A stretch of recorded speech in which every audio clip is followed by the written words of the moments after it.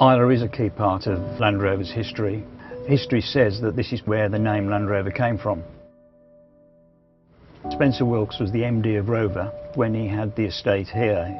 He bought a Rover tin and he'd had the suspension raised on that Rover so he could negotiate the rutted tracks. And when his head keeper saw it, he immediately said, "Well, sir, this must be a Land Rover then." My father was supposed to have said, "Oh, why?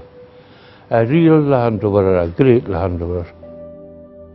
I'd known they were going to make this four-wheel drive and said to my father, "You know, what are you going to call it?" And he said, "We're going to call it Land Rover." And, you know, the rest is history. Spencer Wilkes purchased the Lagan estate back in the 30s, an estate of approximately 40,000 acres, so there was certainly a lot of ground here to test Land Rovers on.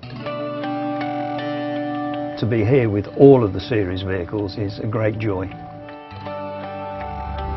What's rather nice about coming back to Islay is the fact that the Wilkes family still have links here with them running the Kilhoman distillery, and the fact that there's still the family here on Islay is wonderful.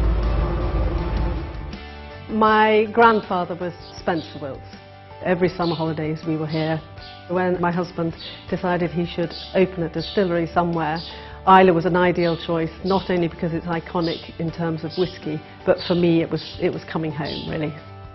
Everyone you meet remembers my father, my grandfather, and strange cars that they brought over and tested on the island.